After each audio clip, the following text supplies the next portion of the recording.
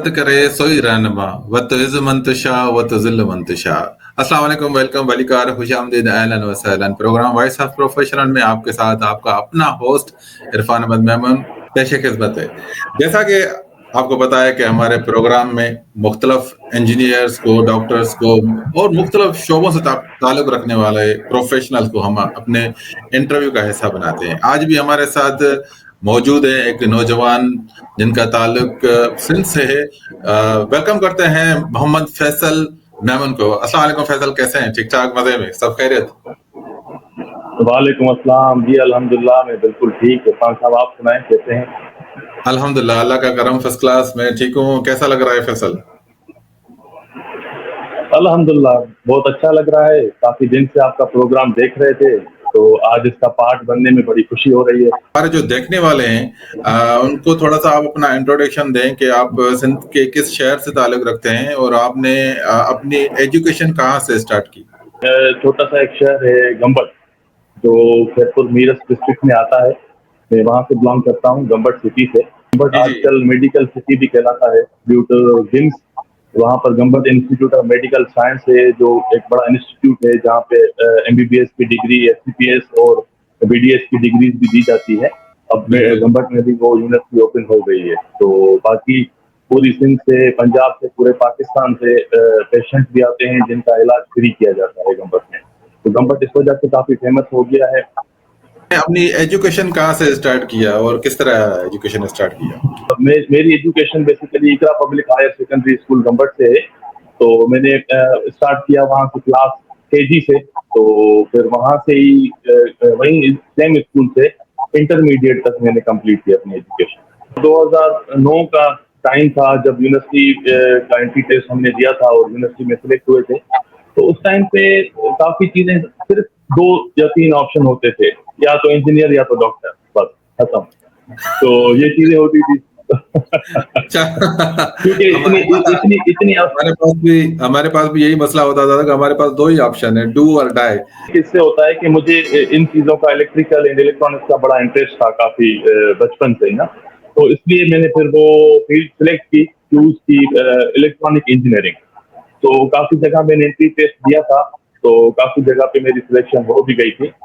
तो फाइनली मैंने जो सिलेक्ट की थी यूनिवर्सिटी, वो मेहरान यूनिवर्सिटी ऑफ इंजीनियरिंग जामशोरों में जो वाक़ है, तो वहाँ पर मैंने एडमिशन लिया। वहाँ से अपनी ग्रेजुएशन का सफर का आगाज किया 2009 में। तो उसके बाद यहाँ पर एक वो छोटा सा सवाल मेरे ज़हन में आता है कि ये जो सफर है, मतलब एंट्री के बाद आपको चॉइस करना, मतलब आपको किस फील्ड में जाना, तो इसमें आपको किसने हेल्प की? साहब आपने बड़ा अच्छा सवाल किया है। तो सबसे पहले तो मैं अपने अल्लाह का बेहद शुक्रगुजार हूँ, जिन्होंने मुझे फैसला करने की कुव्वत दी। उसके बाद मैं अपने पेरेंट्स का निहायत शुक्रगुजार हूँ, जिन्होंने मुझे पाथवे बना के दिया, जिन्होंने मुझे मोटिवेट किया, गाइड किया, step by step, from very scratch till now. Even till now they are guiding me at every stage. So you can say my father is my role model.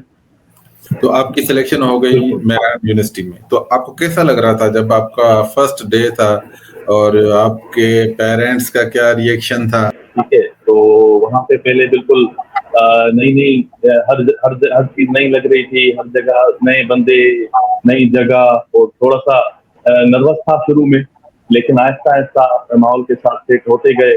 काफी लोग अपने जानने वाले फिर मिल गए, दोस्त रिश्तेदार वहाँ पे। तो फिर आहिस्ता आहिस्ता बंदा सेट हो गया। अल्हम्दुलिल्लाह सफर बहुत अच्छा गुजरा 4 साल। अच्छा, उसके बाद मैंने फिर अपने स्टडी का सफर कंटिन्यू किया। मेहरान यूनिवर्सिटी के बाद मैं थोड़ा सा बात को कंप्लीट करता हूँ जो आपने पूछी है एजुकेशन के हवाले से। उसके बाद मैंने अपना सफर कंटिन्यू किया मास्टर्स की तरफ। ठीक है, तो मास्टर्स मैंने फिर NED university of engineering and technology Karachi में जो वाक़ है, वहाँ पे एडमिशन लिया मास्टर्स में।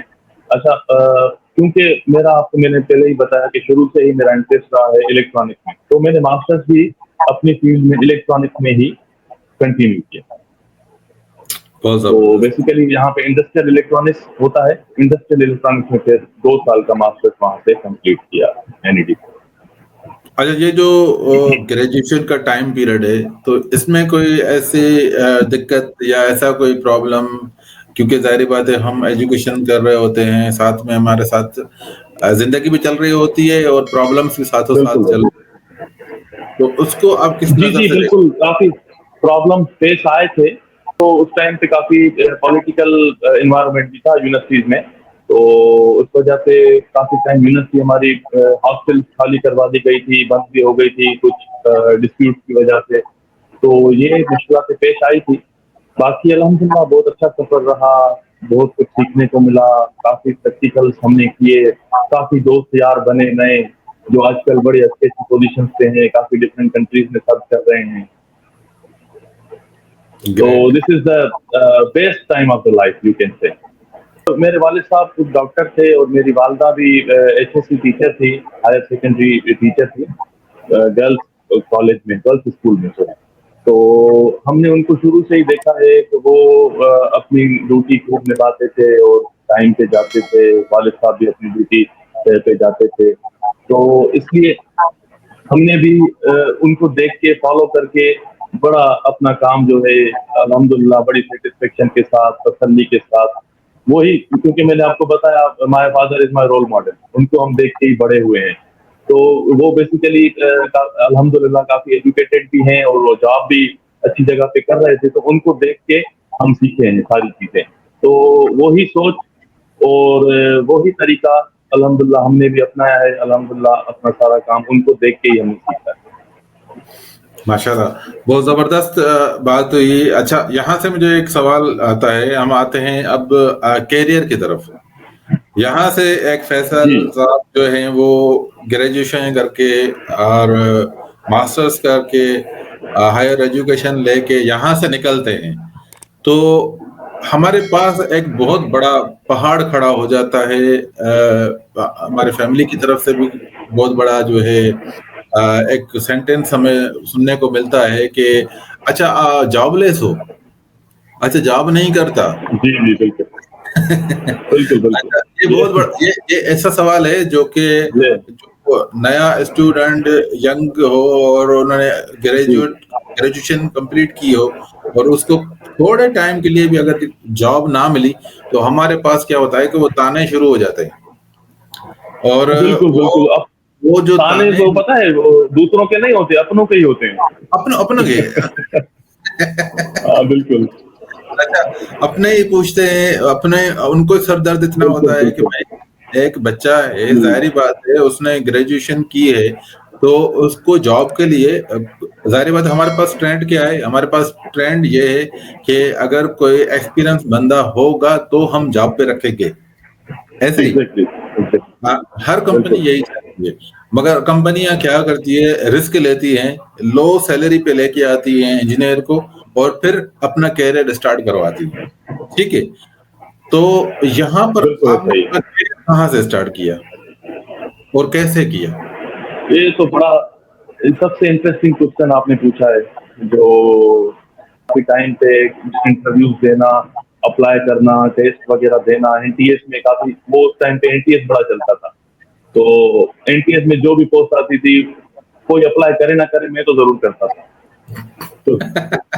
तो एनीवेज़, तो बहुत अप्लाई किया, ठीक है, बहुत अप्लाई किया, बहुत इंटरव्यूज़ दिए। मैंने अपनी लाइफ में तकरीबन 20 प्लस इंटरव्यूज़ दिए होंगे फॉर जॉब। इंटरव्यूज़ दिए थे, तो उस वक़्त दौर काफ़ी चेंज था। लेकिन आजकल के दौर में अगर कोई बंदा इंटरव्यू देने जाता है, तो उससे सिर्फ़ इतना सवाल करते हैं, डिग्री वगैरह भी बाद में चेक करते हैं। पहले इंटरव्यू पास करने के लिए जो क्वेश्चन्स होते हैं, वो ये पूछते हैं कि आपको काम क्या आता है? आपके पास स्किल कौन-सी है? बिल्कुल ऐसा तो ऐसा ही है, वो ऐसा ही है। पेपर तो बाद में चेक होते हैं। जो डिग्री इसने 4 साल पढ़ी है किसी भी स्टूडेंट ने, तो वो बाद में चेक होती है। वो जब लेकिन आप जाते पहले हैं आपसे ना, पूछा वो जाता है। जी, वो आपकी सीवी को देखते हैं, और डिग्री वगैरह तो बात की बात है ना। सबसे पहले तो आपकी सीवी सीवी में आपके लिखा होगा कि भाई फैसल साहब ने ये किया, ये किया, ये किया, ये किया, ये किया है, तो भाई फैसल साहब आपको आता भी है कि नहीं है? ठीक है, एग्ज़ैक्टली, अगर आता एग्ज़ैक्टली, है, most welcome, you are hired. ठीक है, क्योंकि आपके ऐसा ही पास सबसे पहले जो है वो इम्पोर्टेंट चीज है आपकी डिग्री, एजुकेशन के हवाले से एक्सपीरियंस, और यहाँ पर मैं ऐड करूंगा कि आपके पास कॉन्फिडेंस होना बहुत जरूरी है। क्योंकि अगर आप बिल्कुल, बिल्कुल। डर डर के जाएंगे कि पता नहीं क्या होगा, क्या पूछेगा, मार अच्छा, देगा। ये भी बड़ा लेके आजकल के यूथ में काफी इस चीज का लेके कॉन्फिडेंस की कमी है, बहुत ज्यादा ओके, कमी है। तो तो इसमें भी काफी इसको डेवलप करना चाहिए। बिल्कुल इंटरव्यू के लिए आपको अगला बंदा मार नहीं देगा। बिल्कुल। अगर आपको आता है, नहीं आता खलास। मैं जाता था इंटरव्यू देने के लिए, जाता था, मुझसे पूछते थे ये वो। मैंने कहा सर आप सिर्फ मुझे हायर करें, कोई मसला नहीं, मुझे सैलरी ना भी दें। तो वो हैरान हो जाता था कि यार ये बंदा, इसके साथ मसला क्या है। हाँ। मैं उनको बोलता था कि no problem sir, I will take from my father. ठीक है। जी जी जी, बिल्कुल, तो यू आर राइट। पर एक उनके पास मैं एक ऑप्शन जनरेट करता था कि नो प्रॉब्लम, आप सिर्फ मुझे रखें, आपसे मैं salary, I am not asking for salary. तो यहाँ पर क्या होता है कि आप, जो इंटरव्यूअर है उसका माइंड डाइवर्ट हो कॉन्फिडेंस जाता है। पता चलता है बंदे के अंदर कितना कॉन्फिडेंस है। ठीक है, तो वहां जी। पर आप क्या करते हैं कि आप अपने जो इंटरव्यूअर है, आप उसका माइंड चेंज कर देते हैं कि यार ही don't want salary, he want work.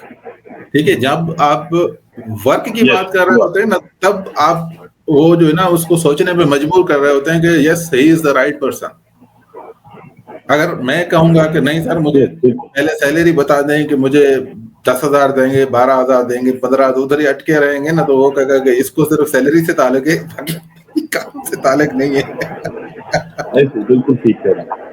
अपनी पहली जॉब कहाँ से स्टार्ट की, कैसे स्टार्ट की? जी, इरफान साहब, असल में मैंने आपको बताया कि मैंने काफ़ी जगह इंटरव्यूज़ भी दिए और काफ़ी अप्लाई भी करता रहता था। तो उसमें से 70% कॉल नहीं आती थी, 30% आ जाती थी, तो बड़ी खुशी होती थी। तो सबसे पहले जो मैंने अपना करियर का आगाज़ किया वो उस वक़्त भारत टेलीकॉम के नाम से एक कंपनी थी। अब वो जेस ओके, मोबिलिक में वो दम हो गई है। ठीक है ना? तो वो पहले जी, वारिद और जेस अलग-अलग थे, अब जो है दोनों साथ हैं। जेस मोबिलिक में आ गई है वो। तो उस वक़्त ओके, वो वारिद वाले 2G वारिद कंपनी 2G से 4G की तरफ वो अपने सिस्टम को एनहांस कर रहे थे, अपग्रेड कर रहे थे। तो उस प्रोजेक्ट में मैं सबसे पहले अपनी जॉब स्टार्ट की थी मैंने, फर्स्ट जॉब। तो तकरीबन 1 साल तक मैंने वो जॉब की। उसके बाद एक प्रोजेक्ट था, रोल आउट प्रोजेक्ट जिसको बोलते हैं। तो उसमें जी, मैंने जी, वो जॉब की, काफ़ी बलोचिस्तान की साइड पे हमारी साइट्स थी, कराची के अंदर पूरी साइट्स और इंटीरियर सिंध के अंदर पूरी साइट्स थी। तो वो मैं उनको सुपरवाइज़ करता था। Basically I was roll out supervisor in my first okay, job. Okay, yes.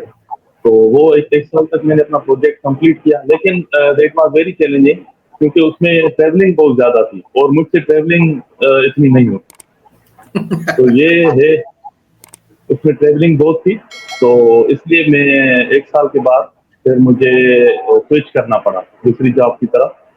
तो फिर मैंने अपना करियर दूसरी जगह शिफ्ट किया, जो उसके बाद मैंने अप्लाई किया यहाँ एमसीबी बैंक में मैंने जॉब की। अच्छा, जी, सही जी, जी, सही। जी। अच्छा, तो तो इससे भी उस वक़्त एक इंजीनियर होके जी, फिर जी। एमसीबी बैंक में ज्वाइन तो करना, ये कैसा? क्योंकि इंटरव्यू इंटरव्यू इंटरव्यू में भी मुझसे यही पूछा गया था कि आप इंजीनियर हो और यहाँ कैसे आ रहे हो? तो आपका क्या रिएक्शन था वहां पर?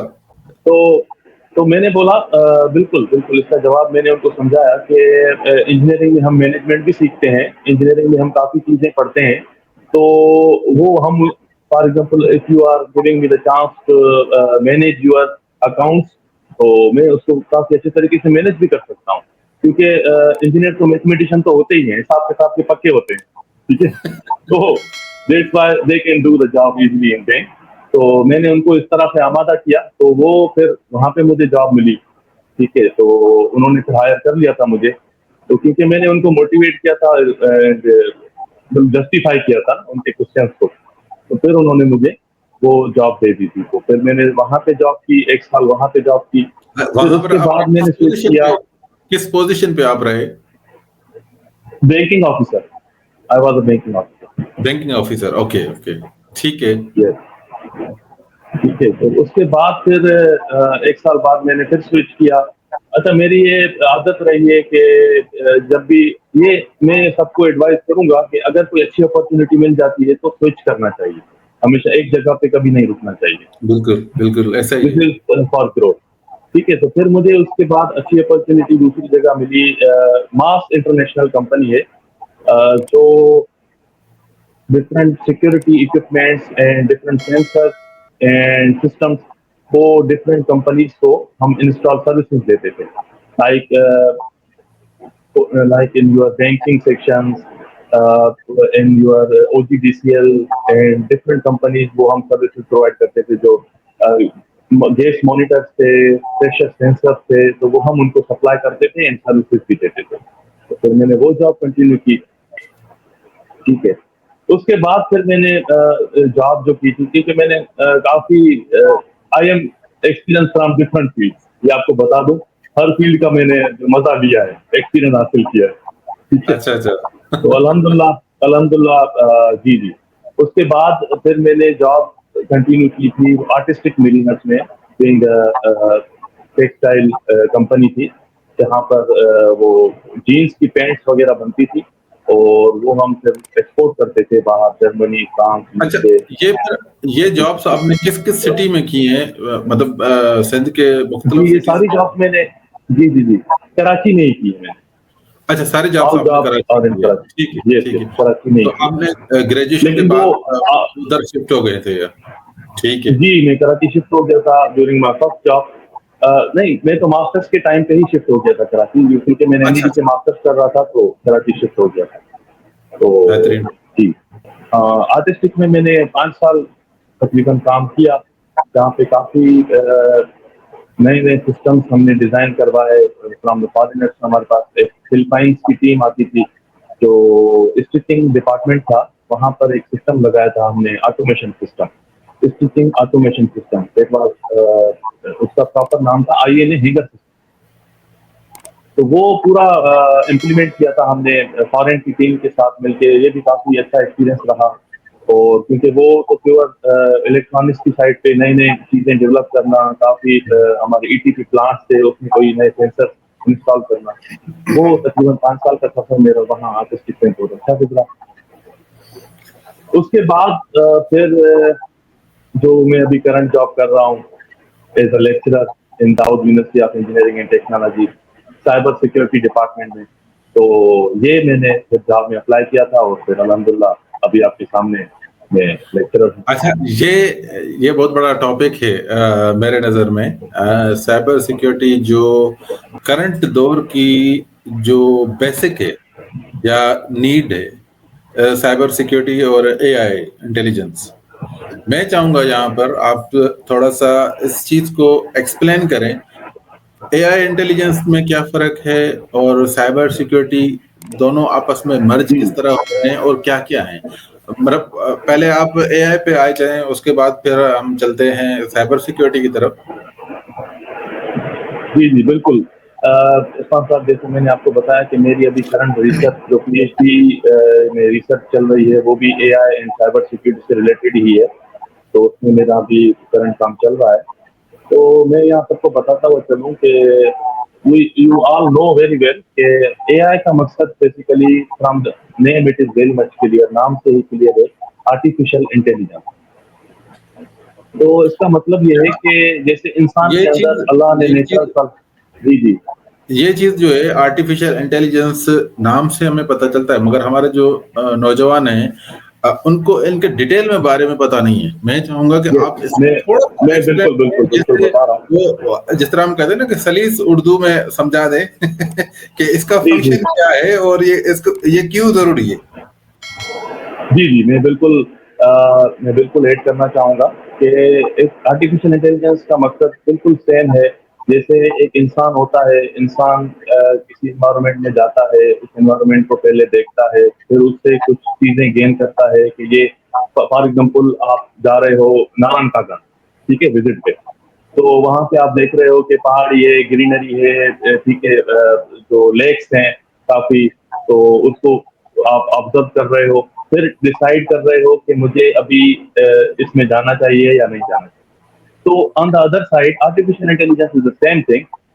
उसमें क्या है, हम मशीनों को और कंप्यूटर्स को समझाते हैं, सिखाते हैं कि मशीन जो है इंसानों की तरह कैसे सोच सके और फिर उसको सीख सकें और फिर फैसले कर सकें।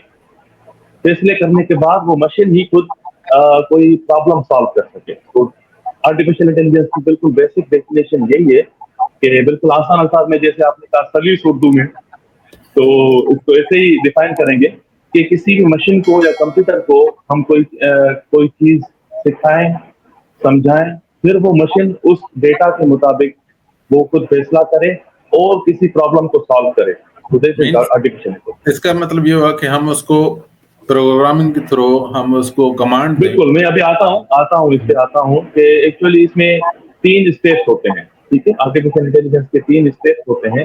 बिल्कुल वेरी ईज़ी लैंग्वेज में मैं आपको बताऊँगा कि सबसे पहले मशीन को डेटा दिया जाता है। अब वो ओके, डेटा कोई डेटा फिजिकल डेटा हो सकता है। फॉर एग्जांपल जैसे आपने कहा कि ए फॉर एप्पल, तो दिस इज डेटा। अब वो हम मशीन में फीड करेंगे, ठीक है? मशीन में फीड करेंगे और फिर वो हम उसमें प्रोग्रामिंग करेंगे। उस प्रोग्रामिंग को हम बोलते हैं आर्टिफिशियल इंटेलिजेंस की ज़बान में एल्गोरिथम। हम उसमें कोई ना कोई एल्गोरिथम सेट करेंगे, ठीक है? अब वो जी, एल्गोरिथम के मुताबिक उस डेटा को वो सीखेगी मशीन। मशीन में वो एक डेवलपमेंट होगी, फिर वो उस एल्गोरिथम के मुताबिक वो खुद अपना डिसीजन जनरेट करेगी। तो दिस इज आर्टिफिशियल इंटेलिजेंस। सबसे पहले इनपुट करेंगे डेटा, फिर एल्गोरिथम या प्रोग्रामिंग करेंगे, फिर डिसीजन होगा उसके मुताबिक। मतलब जो इंसान खुद चाहेगा कि मुझे जाना है एक जगह से दूसरी जगह और वहां पर क्या करना है, वो हम उसको बता देंगे, आखिर में वो रिजल्ट बता देगा। एग्जैक्टली ऐसी। बिल्कुल बिल्कुल, जैसे मैं मिसाल देता चलूं आपको कि जैसे गूगल मैप सब यूज करते होंगे, ठीक है? तो गूगल मैप में अब आपको ये भी पता चल जाता है कि कौन से रास्ते पे कम ट्रैफिक है, जी, ठीक है? तो वो मैं रास्ता फॉलो करूं। तो ये एआई है, ये जो आपको बता रहा है कि कौन से रास्ते से कम ट्रैफिक मिलेगा मुझे, तो ये एआई का काम है। तो वो जनरेट कर रहा है, डिटेक्ट कर रहा है कि कहाँ से, डिसीजन कर रहा है कि कहाँ पे ट्रैफिक कम मिलेगा, जो फॉलो करेगा बंदा रूट, ठीक है? अब अच्छा, आपने काफी चीजें देखी होंगी आपके मोबाइल पे। एक और मिसाल देता हुआ चलूं आसानी के लिए, ताकि सबको समझना आसान हो जाए सलीस कि उर्दू में। काफी बार ऐसा हो। जी जी बिल्कुल। तो काफी बार ऐसा होता है कि काफी हमारे मोबाइल पे या लैपटॉप पे जब हम इंटरनेट यूज कर रहे होते हैं, तो हमारे पास वो चीजें आ जाती हैं जिसका हम डिस्कस कर रहे होते हैं। जैसे कि आप एग्जैक्टली। शूज की बात करोगे, शूज की एडवर्टाइजमेंट आ जाएगी। दूसरी चीज, आप जब भी यूट्यूब यूज करोगे, तो आप फर्स्ट टाइम जब यूट्यूब ओपन करोगे, तो उसमें आप देखोगे कि वो वीडियोस आएंगी जो आप रेगुलर देखते हो या जो आपके इंटरेस्ट की हैं। वो वीडियोस आपके फ्रंट प्रोफाइल पे आ जाएंगी। जी जी तो ये जी जी, कौन कर रहा है? ये सब एआई का काम है। चैट जीपीटी, ये इससे तो हर कोई वाकिफ होगा, हर स्टूडेंट वाकिफ होगा। तो बिल्कुल। चैट जीपीटी क्या है? ये भी आर्टिफिशियल इंटेलिजेंस का एक शाखाकार है, समझे, उर्दू में, ठीक है? अच्छा, हाँ, तो तो इसमें आप जो भी इससे क्वेश्चन पूछेंगे, वो आपको उसके मुताबिक भी प्रिसाइज आपको आंसर देगा। आजकल के दौर में ग्राफिक डिजाइनिंग है, ठीक है, वो आप चैट जीपीटी से कर सकते हो, ठीक है?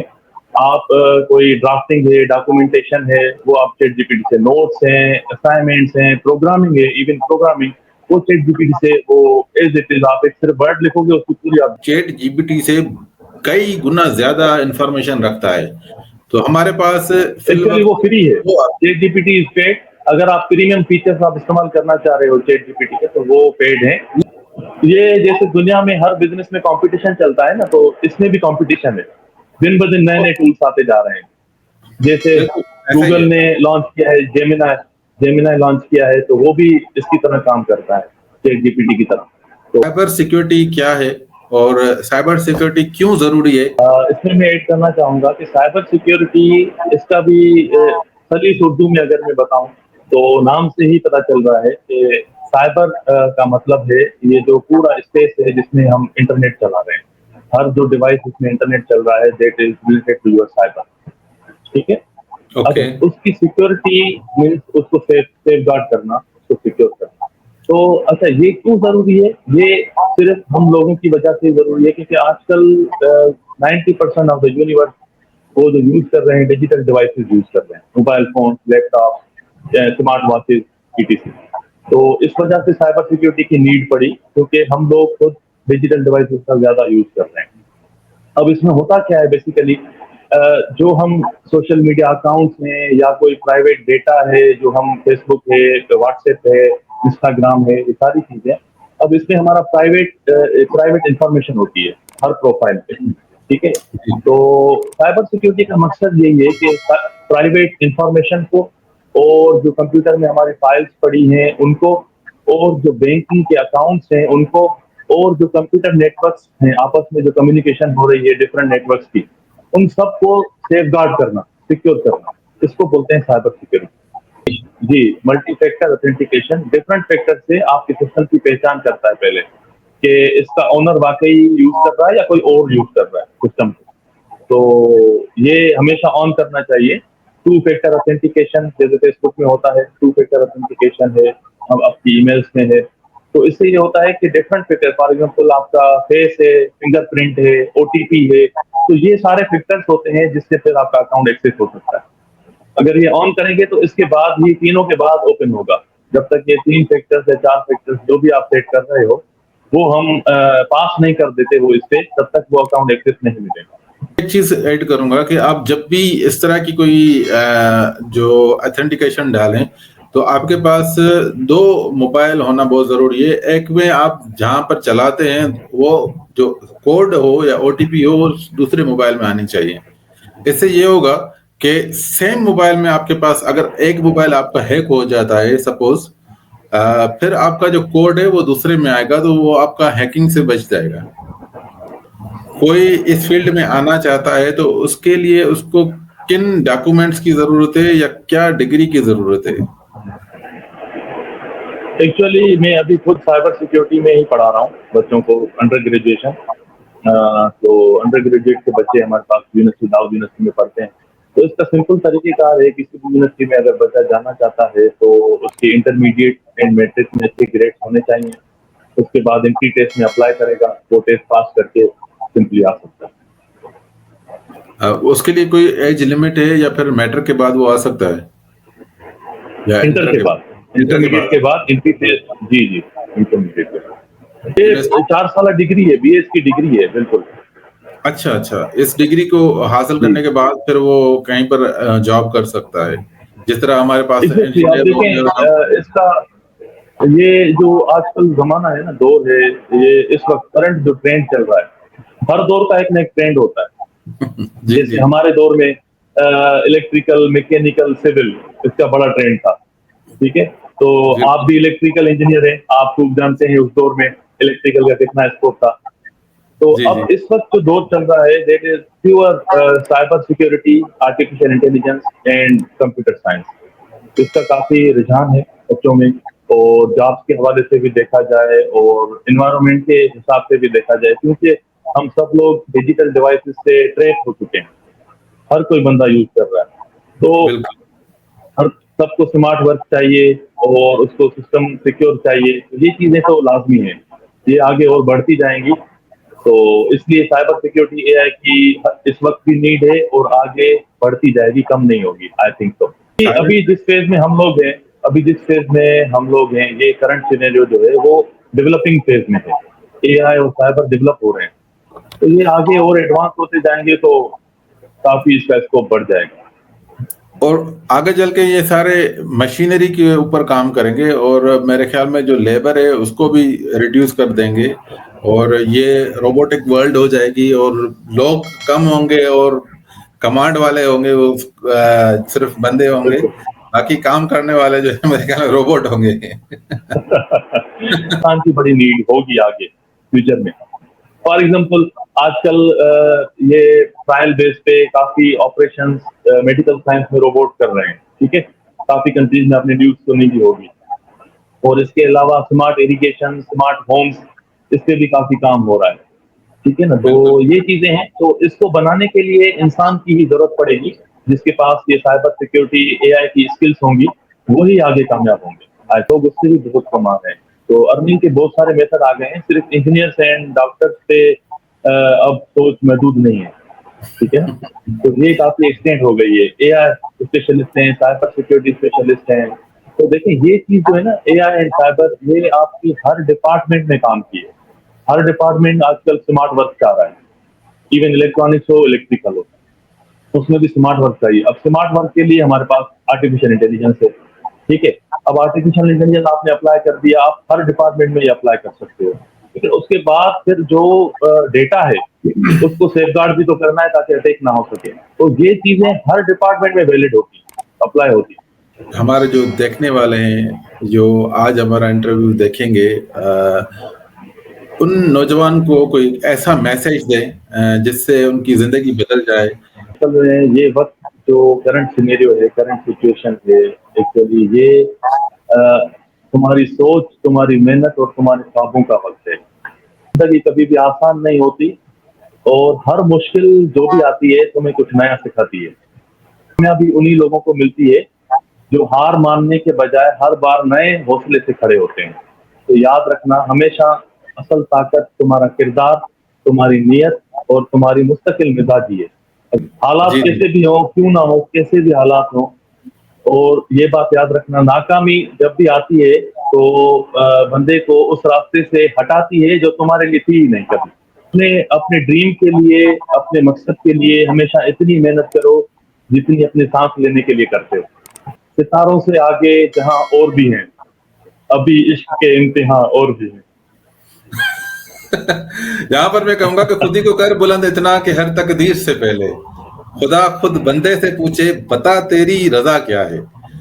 मुख्तलिफ टॉपिक्स के हवाले से हमने बात की, जिनमें हमने एजुकेशन को हमने डिस्कस किया और हमने उनके करियर के हवाले से डिस्कस किया, जिनमें उन्होंने मोबलिंग और वारिद से स्टार्ट किया, फिर उन्होंने बैंकिंग सेक्टर में जॉब की, उसके बाद फिर उन्होंने अपने करियर को मुख्तलिफ शोबों से कनेक्ट कर करके फिर आर्टिफिशियल इंटेलिजेंस की तरफ आ गए, जहाँ पर वो एज अ लेक्चरर काम कर रहे हैं। बहुत खुशी हुई फैसल साहब आपसे बात करके, और मुझे उम्मीद है कि आज का प्रोग्राम तमाम देखने वालों को मज़ा आया होगा और इसमें बहुत ज़्यादा नॉलेज है जो कि इस दौर की रिक्वायरमेंट है, जिसमें हमने बात की आर्टिफिशियल इंटेलिजेंस और साइबर सिक्योरिटी के हवाले से।